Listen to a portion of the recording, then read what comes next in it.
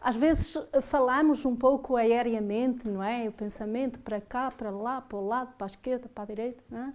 Mas, como uma amiga dizia ainda há pouco, na reunião de atendimento é teoria, é um bocado de teoria e, portanto, nós não conseguimos entender tanto quanto seria desejar na prática como é que isso funciona. E por isso me lembrei de vos trazer isto.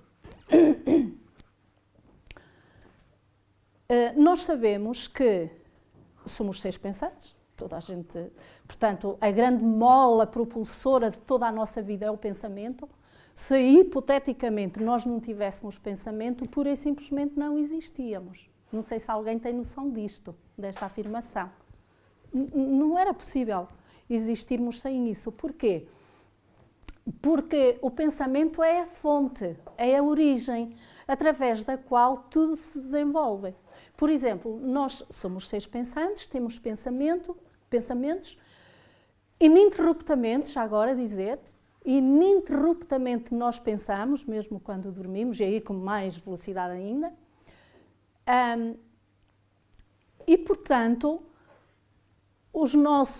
e somos também seres emocionais e racionais, não é? Que é outra das características do ser humano.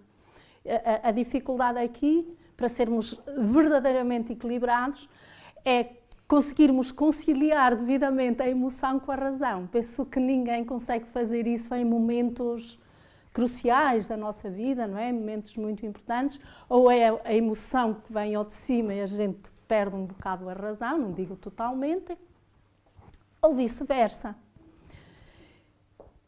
Então, para vos dizer que tudo começa no pensamento.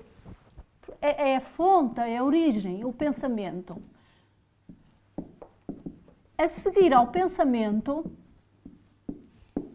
portanto, todos os pensamentos, aqui não há exceções, todos os pensamentos dão origem a quê? Alguém? Sentimentos. Muito bem, sentimentos. E por sua vez, porque se a gente ficasse aí só nos sentimentos, eu amo aquele, odeio aquele, às vezes a gente está uma vida inteira apaixonada e o outro nem se apercebeu disso, é um sentimento, mas não passa daí. Então, para que de facto, digamos que a vida flua num planeta de 3 dimensões, como é o nosso, como é a vida dos que estamos encarnados, os que estão desencarnados é muito mais fácil para eles. Os sentimentos vão gerar ou não, aqui pode haver exceções, portanto, aqui não há, dali para aqui não há exceções. Agora, dos sentimentos para o que vem a seguir, poderá haver exceções. Então, os sentimentos geram ações. E reparem, porque é que eu digo que pode haver exceções, porque eu posso só ficar no tal sentimento, não é? A pessoa que está apaixonada e não ter coragem para dizer à outra pessoa, portanto não gera ação nenhuma, não é? Fica-se por ali. Quem diz isto diz muitos outros sentimentos. Aliás, nós temos muitos sentimentos que não chegam a gerar ações. E quando nós dizemos ações, é ações no seu caráter objetivo, visível, etc. Porque ações, ou antes, se quisermos substituir ações por resultados, também era uma coisa engraçada, é a mesma coisa. Então aqui já poderíamos dizer que não há exceções. Depois do vídeo que vimos, não é? Poderíamos dizer que não há exceções. Porquê? Porque o resultado pode ficar só em mim, não é? Mas é um resultado, não é? fica em mim, mas é, de facto, um resultado. Então, por aqui, por este pequenino esquema, nós começamos já por conseguir, de alguma forma, avaliar, entender, depois cada um de nós está a fazer o seu próprio modelo mental, a força que tem o pensamento. E nós não dizemos, porque seria errado dizer o pensamento X ou o pensamento Y, ok? É qualquer pensamento. É evidente que os resultados, não é? Vão resultar, faz o pleonasmo, do tipo de pensamento, não é? Um pensamento positivo, naturalmente, que chegará a algo positivo, não é? E um pensamento negativo, pela mesma lógica, chegará a uma ação, um resultado negativo. Mas isto aqui, para já, nada de novo. Aliás, vocês não vão ouvir nada de novo. Mas, agora, se refletirmos um pouco que cerca de 70% de nós, portanto, agora vamos pôr um bocadinho o pensamento de lado, que cerca de 70% de nós somos água, moléculas de água. Quantas? Ninguém faz ideia. Até à data, ninguém faz ideia. São muitas. Se calhar quase incontáveis. E, vendo nós numa molécula de água, porque depois uma é o comportamento das outras todas, basta analisar uma molécula, é evidente, para interferir em todo o nosso corpo, isto é, em todas as moléculas que nos constituem, ou que constituem o nosso corpo. Dá para entender, e penso que para ficarmos sensibilizados será essa a ideia, a força do pensamento por um lado e a responsabilidade de cada um de nós, não é? Sobre os pensamentos que temos. E alguém poderá estar a pensar, isso é muito bonito, mas eu às vezes não consigo controlar os meus pensamentos. De repente estou a pensar no que não devia. Pois, é verdade, é uma das nossas limitações, ou das limitações de muitos de nós. É verdade.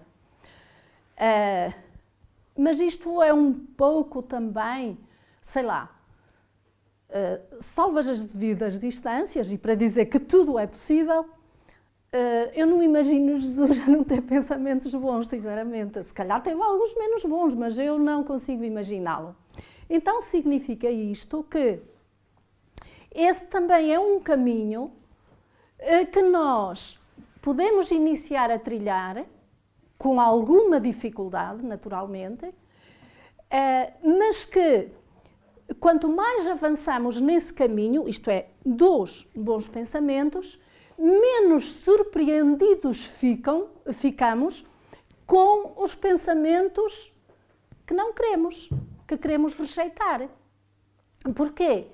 Porque nós somos um animal de hábitos, em tudo, em absolutamente tudo. Então, se nós nos habituarmos a uma determinada linha de orientação,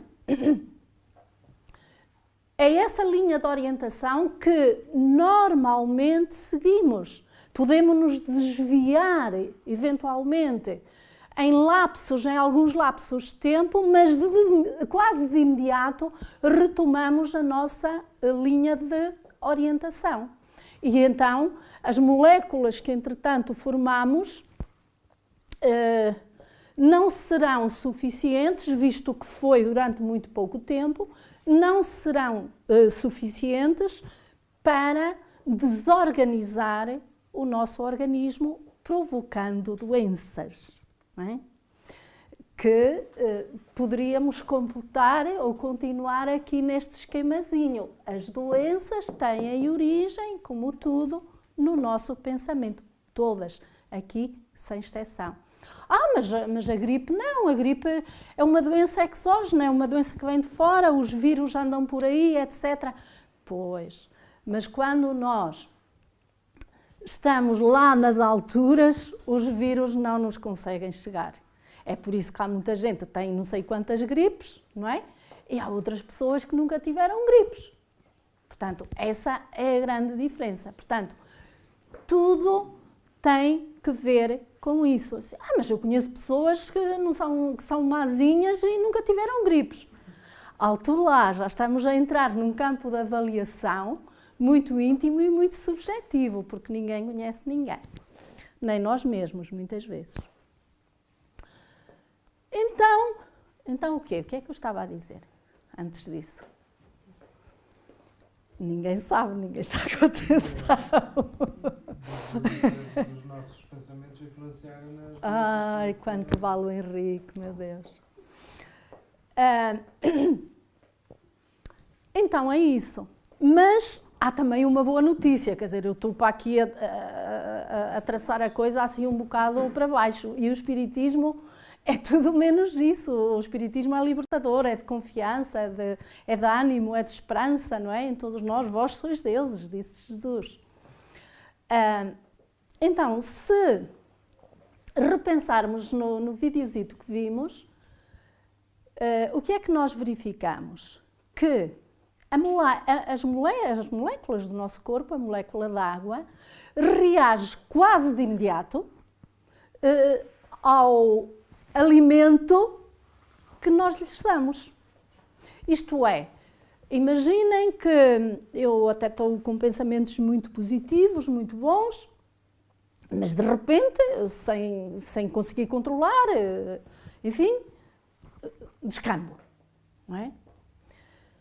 Bom, isso não há mal nenhum. Não há mal nenhum nisso, porque isso é humano.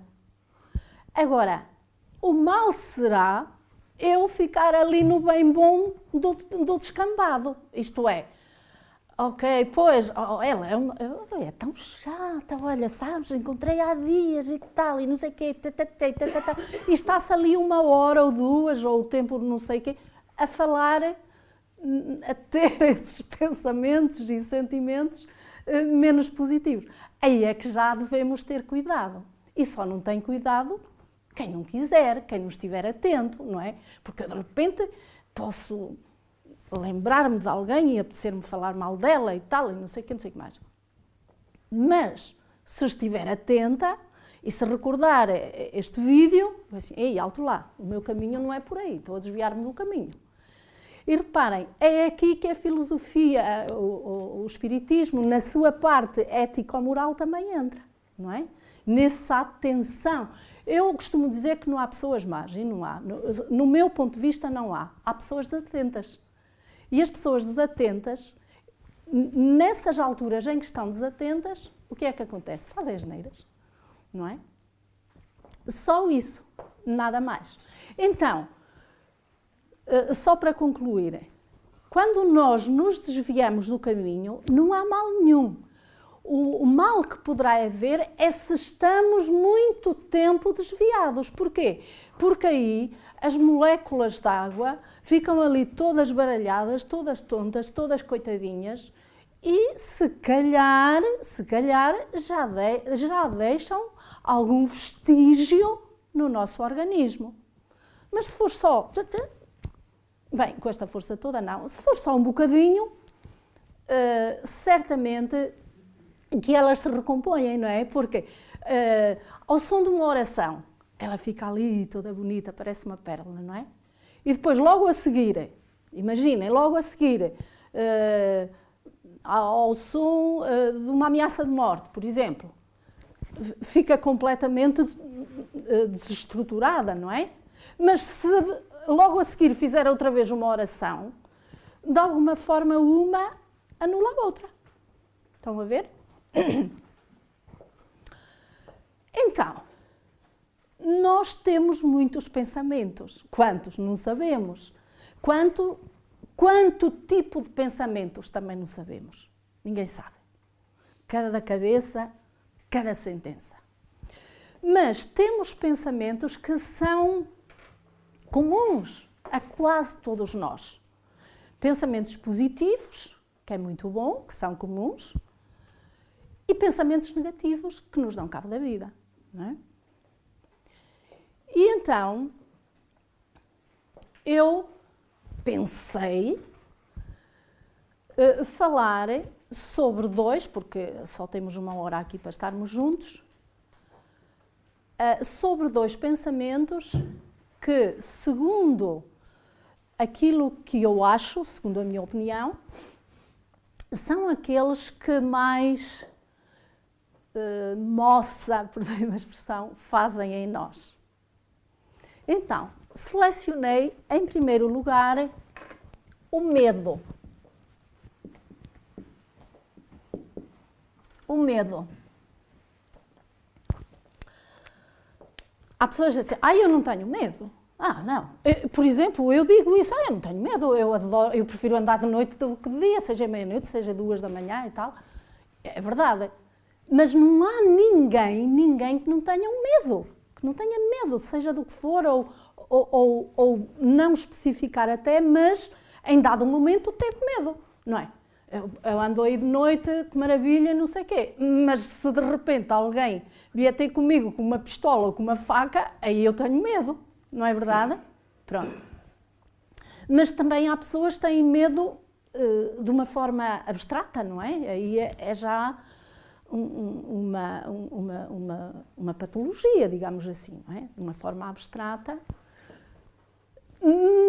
Mas há muita gente que tem e que causa muitos problemas na sua vida.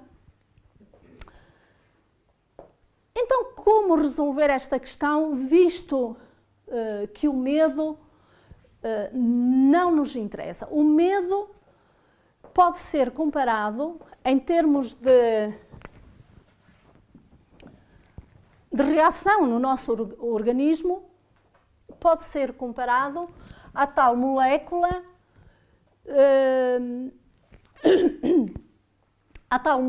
de ameaça de morte, certo? Porque quem tem medo retrai-se, fica com medo, não é? Molécula de ameaça de morte. E, portanto, o que é que acontece? Imaginem que a gente sistematicamente tem medo, os tais medos patológicos, muita gente, medo do futuro, medo que o filho não acabe o curso, medo que não arranje emprego, medo, portanto, inventam-se medos, não é? A maior parte de nós inventa medo. Uma coisa é a tal da gente ver ali uma pistola apontada contra nós. Aí é um instinto de sobrevivência, não é? É um medo, mas é um instinto de sobrevivência. Agora, medo que no futuro eu tenha um cancro, medo que o meu filho, ao terminar o curso, não tenha um emprego. Quer dizer, esses medos são medos infundados, digo eu. Quer dizer, respeito a pessoa que tem esses medos, naturalmente, mas o importante é nós tentarmos dar-lhe a volta. E então, lembrei-me de compararmos a nossa existência aqui na Terra com o curso de um rio cujo objetivo, como todos naturalmente, é desaguar algures, neste caso, no mar. Um rio grande, um rio muito caudaloso, sei lá, o Tejo, por exemplo, que é o maior do nosso país. A desaguar no mar. O rio... mas o rio não é gente.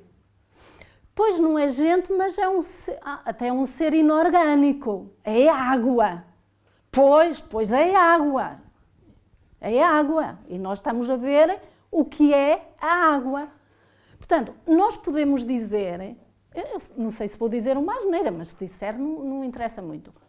Que a água tem sentimentos, pelo menos tem reações, não é? Não podemos chamar-lhe sentimento na medida em que não é um ser humano, não tem a nossa inteligência, nem a nossa capacidade de pensar. Mas a reação é uma espécie de sentimento, não é? O início daquilo que um dia mais tarde virá a ser um sentimento. Então, o rio, portanto, quando se perspectiva a sua entrada na foz e, consequentemente, no oceano, o rio tem um medo de morte. Fica completamente paralisado de medo. Porque ele revê toda a sua vida e verifica que passou por muitos obstáculos, teve muitas experiências, acumulou muita sabedoria, enfim, teve uma vida riquíssima e de repente fica sem nada. De repente dilui-se no mar, isto é, deixa de existir. A gente olha para o mar e não vê lá o Rio Tejo, não vê lá o rio não sei das quantas, nem o Amazonas, nem o Nilo, nem o Mississippi, nem nada desses rios grandes, não é verdade? Vê o mar, salgado, nem é doce. Então, perante essa análise que faz da sua vida e de repente sentir que é inevitável transformar-se em nada, ele fica completamente paralisado de medo. E naturalmente que o que lhe apetece é voltar para trás, não é? Não, eu não quero isso, eu quero é voltar para trás. Só que o rio não consegue voltar para trás. E ele sabe disso, sabe que é inevitável voltar atrás. E como é inevitável, ele, com medo, mas por outro lado tentando vencê-lo, entra no oceano. E o que é bonito nesta história é que, precisamente no momento em que ele tem a experiência de entrar no oceano, automaticamente perde o medo. E porquê é que ele perde o medo? Porque ele, afinal, estava enganado. Ele não se perde no oceano. Ele tornou-se oceano. Que são coisas completamente diferentes. Assim a nossa vida também. Muitas vezes nós temos medo de algo que não há motivos nenhuns para ter medo, não é? Porque de repente o oceano vai me engolir. Portanto, de repente o objeto do nosso medo vai me engolir. Mas é precisamente quando nós ultrapassamos essa barreira e aí o conhecimento, a reflexão, olha, esta conversa que estamos a ter pode ajudar muitíssimo no ultrapassar essa barreira e então o que é que acontece? Aí é que nós nos descobrimos. Aí é que nós verificamos que de facto eu não me perdi, isto é, não me aniquilei, mas tornei-me oceano. É uma coisa muito linda.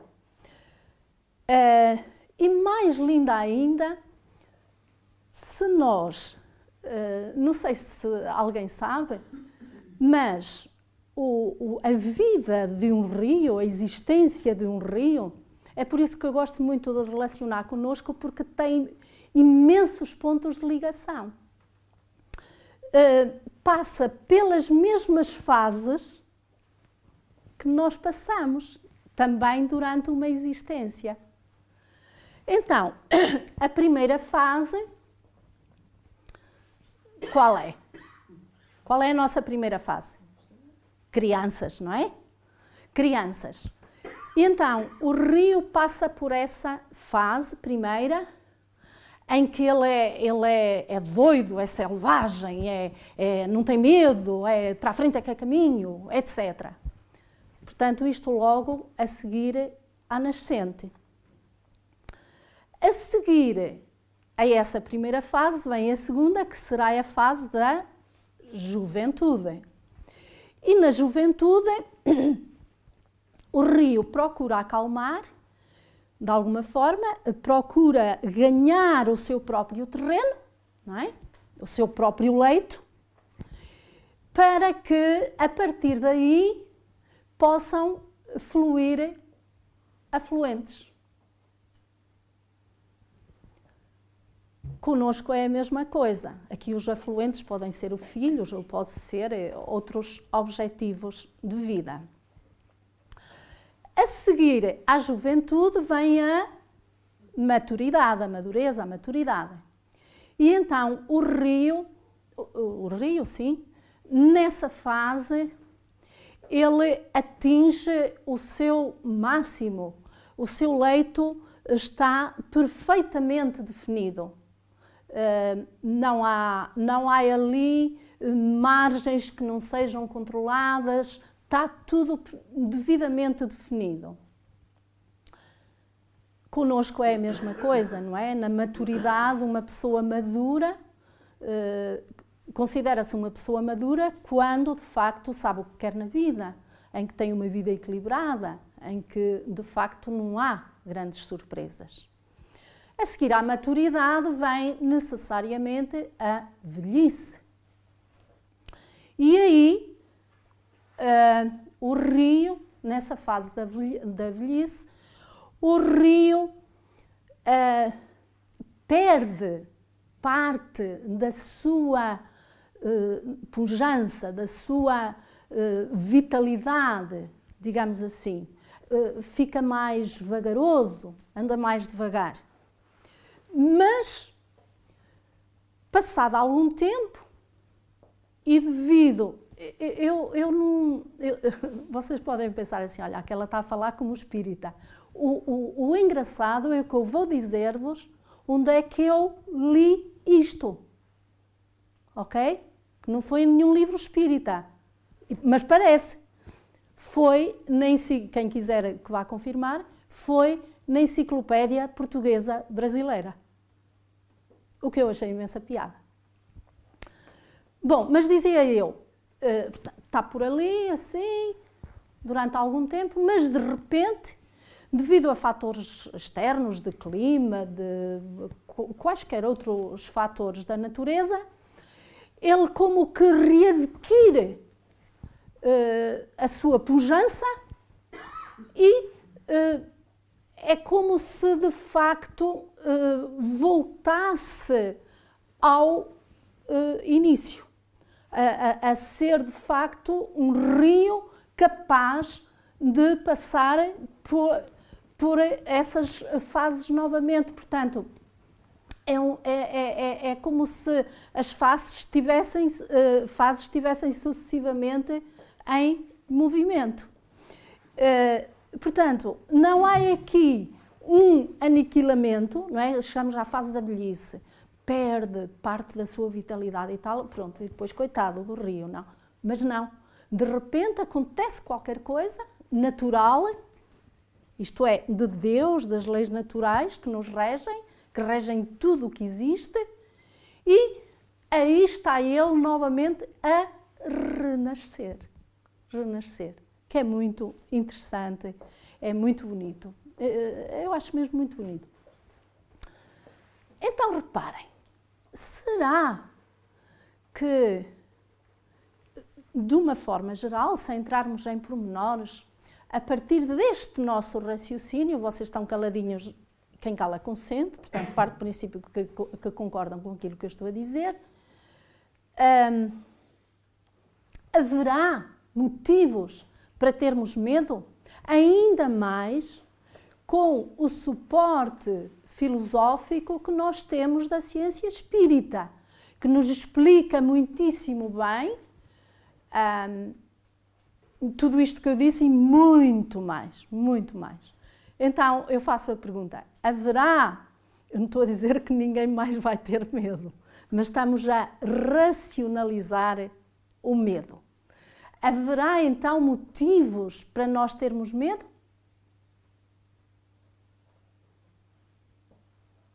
Como é? Alguém quer dizer? Claro. E respondo por todos? Ok. Passamos à frente. Bom, porque a gente está sempre a olhar para o relógio, que é um escravo do raio.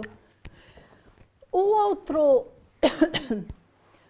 pensamento que gera sentimentos, isso já foi falado,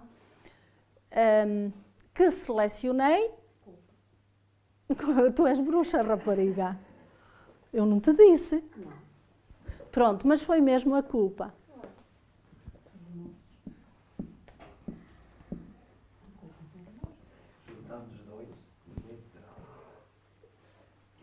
A culpa, analogicamente, podemos compará-la à molécula de água, não vale a pena escrever, de um rio poluído. Concordam? Sabem porquê? A gente tem culpas e acumula culpas e tal, e não sei o quê, não sei o que mais. E vocês sabem, ou saber sabem, mas já alguma vez pensam, isto é interessante, estarmos todos juntos, que é para a gente pensar em coisas diferentes. Vocês sabem como é que se chamam os filhotes, vamos chamar-lhe assim, da culpa? Os filhotes não, os filhões, enormíssimos, uma prole que dá não sei para quê. Sabem como se chama? Ninguém sabe, mas eu escrevo. Bem, já toda a gente sabe que estamos a falar sobre a força do pensamento. E eu escrevo.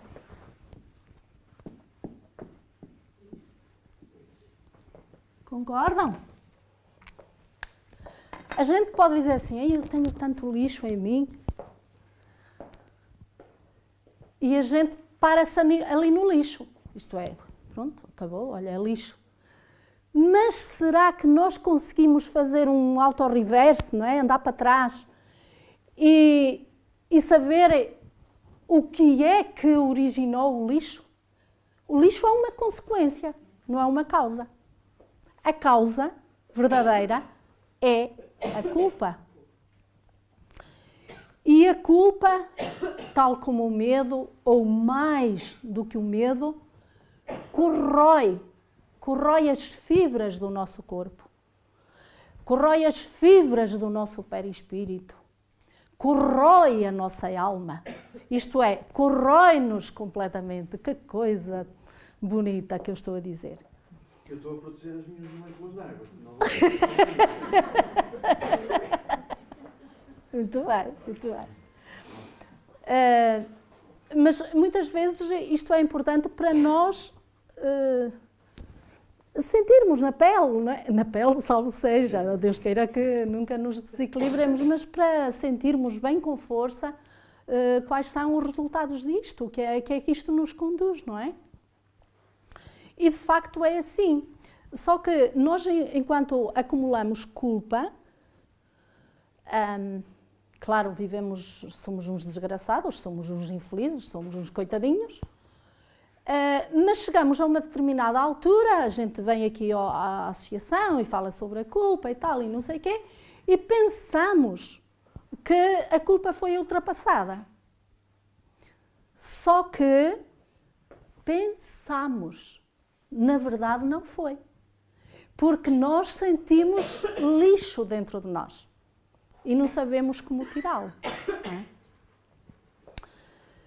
Então, teoricamente é muito simples desmistificar a culpa e dizer de uma forma rápida o que é que podemos fazer, o que é que devemos fazer para deixar de ter culpa. O que é bom, porque se teoricamente fosse uma dor de cabeça, seria muito mais difícil chegarmos à prática. Então, meio caminho já está andado. É simples, é fácil. E depois vamos tentar palmilhar o outro meio caminho, que como já estamos um bocado cansados, vai custar um bocadinho mais do que aquele que percorremos, do que o primeiro meio. Então vamos partir deste pressuposto que é genuinamente espírita, ok? Que é, eu tenho culpa, portanto, eu culpo-me, mas é a mim que eu me culpo, ok? Porque das coisas que as outras pessoas me culpam, a maior parte delas nem chega ao meu conhecimento. E aquela que de facto faz mais lixo em mim, não é? É essa mesma, essa que eu sinto que tenho culpa. Eu sinto a culpa. Eu tenho motivos para ter culpa porque fiz isto e porque aconteceu aquilo e porque tal. Mas reparem, a culpa sou eu que a tenho, ninguém me dá.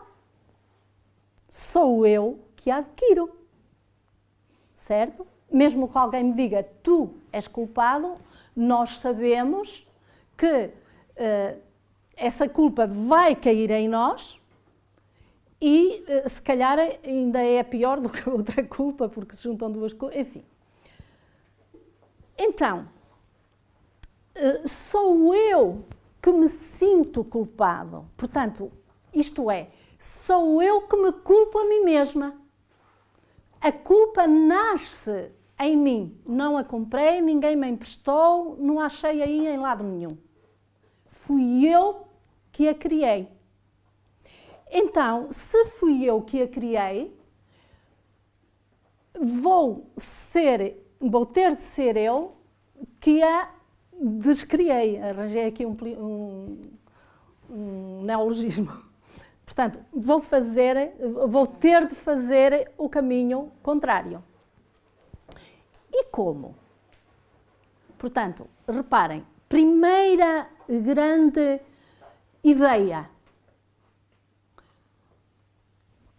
A culpa é minha. Portanto, sou eu que me culpo a mim mesma. Agora, como sair disto? Muito simples, teoricamente. Muito simples, teoricamente. Porquê é que eu me culpo?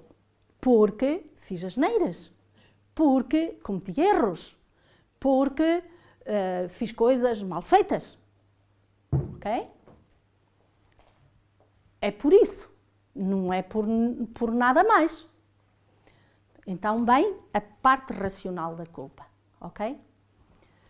Ora bem, se eu entender, e o ideal é que entenda de uma vez por todas, para abolir definitivamente todo o sofrimento que a culpa me causa, independentemente do erro que eu fiz.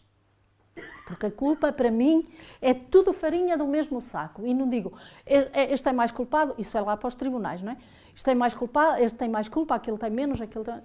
É culpa, pura e simplesmente. Então, o que é que eu devo... Aqui já é a minha razão a falar. Se eu entender que sou um espírito imortal e que eu tenho um caminho muito longo a percorrer até chegar, vamos dizer, até Jesus, até ao ponto em que conhecemos Jesus. O caminho é muito grande. Para que eu, à medida que eu vou avançando nesse caminho, eu só consigo avançar adquirindo conhecimento. E como é que eu adquiro conhecimento? Experienciando, fazendo experiências.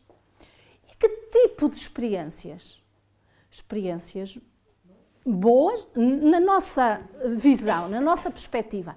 Experiências boas e experiências más. Mas, na minha perspectiva, tal como disse em relação à culpa, que é tudo igual, as experiências também são todas iguais. Para mim, não há experiências boas, não há experiências más. E porquê? Porque todas elas, inequivocamente, nos ensinam. nos impulsionam para a frente. São experiências de vida que fazem de nós a pessoa que somos. Então, o tal erro que dá origem à culpa, raciocinando desta maneira, não tem pura e simplesmente razão de existir. Porque, de facto, eu tratei mal a Betina porque estava num determinado ponto do meu percurso, não sabia fazer de outra maneira.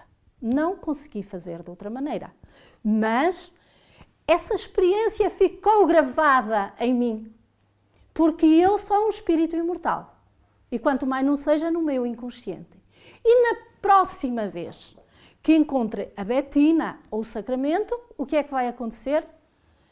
Eu posso não me lembrar ao nível do consciente, mas ao nível do inconsciente está lá esse ensinamento.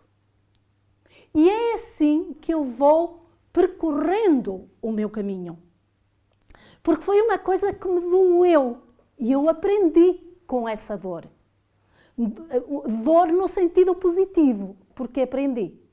Ao mesmo tempo que eu sinto que gosto muito da Júlia, não é? Num dado momento do meu caminho, e esse sentimento impulsiona-me também para a frente. É uma experiência que, se calhar, eu estou a viver, neste caso específico, pela primeira vez. E então é um aprendizado que estou a fazer. Naturalmente que os positivos não provocam culpa. Falemos até mais nos negativos. E então é assim que eu vou andando. Então, neste raciocínio, que não é meu, é do Espiritismo, acham que há lugar para a culpa? Poderemos até dizer assim, abençoada culpa. Ou antes, abençoado erro, abençoada experiência, que só vivenciando-a é que eu consigo andar na tal direção de Jesus. De outra forma, não conseguiria. Não é? Mas depois vem assim aquele pensamento, realmente isso até tem lógica, até é interessante, vou pensar assim, etc. Vou conseguir e não sei o quê.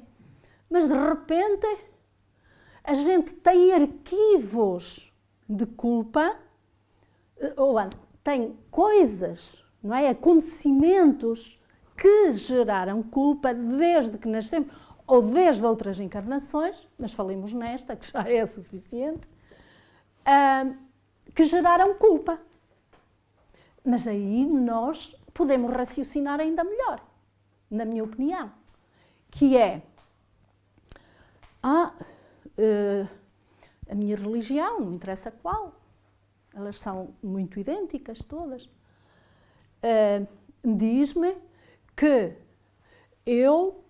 Deus castiga, que se eu não me portar bem, para além de não ir para o céu e ir para o inferno, por exemplo, Deus castiga, é castigador. Portanto, eu vou portar-me bem, ou eu quero portar-me bem, porque senão não vou para o céu. Como eu não me porto bem sempre, porque isso é humanamente impossível, portanto, que ninguém diga aqui que nunca se portou bem, que nunca se portou mal, porque isso é impossível, o que é que acontece? Surge essa tal culpa castradora, não é? Porque, de facto, não tenho remissão possível, não é? Eu vou para o inferno. Não é? Ou aquela culpa que nós acumulamos de educação que os nossos pais nos deram, a que souberam dar, enfim, mas que, em alguns casos, em muitos casos, é também uma espécie de acumulação de culpas. Se não comes a sopa, não vais não sei para onde. Se não sei o quê, não sei o que mais. Pronto, a gente foi criada assim, de uma forma geral. Eu fui. Só que trabalhei essas culpas, não é? Então, reparem, quanto a mim, ainda é mais fácil desmontar este tipo de culpas, e estou a falar numa associação espírita, e estou a falar de espiritismo, não é? Este tipo de culpas do que propriamente as tais mais abstratas e mais Exatamente, porquê? Porque dizemos assim, então se Deus castiga, eu não quero esse Deus, vou arranjar outro. Pelo amor de Deus, há deuses é que não faltam, não é? Vou arranjar o que me convém, porque eu quero ser feliz. Então se Deus não quer que eu seja feliz, eu quero esse Deus para mim? Não, de maneira nenhuma, não é? Eu vou arranjar um Deus, o princípio inteligente do universo, causa primária de todas as coisas, que permite que todos, sem exceção, somos criaturas dele e que quer a nossa felicidade plena o mais rapidamente possível e que nos dá todas as ferramentas possíveis e imaginárias para nós concretizarmos esse nosso objetivo. Eu quero antes esse Deus, o outro que vai lá para a terra dele. Não é? E nós temos esse Deus. Não é? Nós temos essa grande ferramenta, não é? Esse Deus que é infinitamente bom, infinitamente misericordioso, que é infinitamente compreensivo, que é infinitamente tudo. Não é? Portanto, perante Deus, nós também não temos culpas. Aliás, como eu disse no início, a culpa somos nós que a criamos, não há aí juízes. Deus não é juiz, não é? A dizer, fizeste isto e aquilo e agora vais para ali penar, vais para o inferno, ou vais para o umbral, ou vais para outra coisa qualquer, não é? Nós vamos para onde queremos ir, para onde, de facto, nós direcionarmos as nossas antenas, digamos assim, os nossos objetivos de vida e sempre de acordo com aquilo que pensamos. Porque imaginem que eu penso desta maneira, de repente desencarno, ou vou desencarnar um dia, Deus queira que não seja de repente, agora, e eu vou pensar desta maneira. Então, de certeza absoluta que não vou para o umbral, era o que faltava, não é? Eu vou continuar uma vida positiva, uma vida que me realize, que me sinta bem, com os meus amigos que já lá estão, que foram antes de mim, com a minha família, etc, etc. E, portanto, eu vou continuar a ser feliz, porque aqui também sou feliz. Agora imaginem uma pessoa que é infeliz, que se sente infeliz, que curta ali a sua infelicidade permanentemente, porque é um monstro, porque é culpado disto, é culpado daquilo, tem mágoas daqui, tem medos de além, tem não sei o quê, tem não sei o que mais. E essa pessoa um dia também vai partir para o plano espiritual. Será que eu me vou encontrar, quer dizer, personificado em mim, mas a pessoa que pensa diferente, será que a gente vai ter hipótese de se encontrar? Claro que não. Porquê? Porque aqui também já andavam desencontrados, também já tinham objetivos diferentes, também já tinham uma vida completamente diferente. E vocês podem dizer assim, mas pode ser alguém chegado, muito chegado da nossa família, da minha família, pode ser o meu pai ou a minha mãe, ou por exemplo, o meu pai estar deste lado e a minha mãe estar do lado oposto, ou eu estar do lado oposto do pai ou da mãe ou dos dois. Estão a ver? Meus amigos, mas isso não é família. Quer dizer, é família, há os laços familiares, naturalmente. Eu digo família na questão de união. Porquê? Porque eles vivem, de facto, debaixo do mesmo teto, mas são estranhos uns aos outros. Não vivem o mesmo mundo, não vivem os mesmos objetivos, não tem nada a uni-los para além dos laços materiais que se rompem com a morte. Portanto, independentemente de quem sejam essas pessoas, essas duas pessoas que estão em polos diferentes na vida física, elas, pode ser marido e mulher, ou sei lá, ou mãe e filho, que são provavelmente as ligações mais fortes, de uma forma geral, mas essas estão completamente separadas. Ok? Então, meus amigos, e porque, enfim, o relógio não para, infelizmente, senão estávamos aqui até à meia-noite, será que há motivos para termos culpas a partir daqui? Será que não passaremos a ter capacidade de raciocínio para abolirmos definitivamente a culpa de nós? Quem cala consente. Não é? Quem cala consente. Então eu fico muito feliz por isso. E essa é a maior conclusão que nós poderíamos ambicionar deste nosso encontro, desta nossa reunião. E então eu desejo que, de facto, todos saiamos daqui com essa convicção e com essa vontade firme de mudarmos esses medos e essas culpas que, porventura, ainda existam em nós. Muito obrigada e até à próxima. De hoje já estão safos.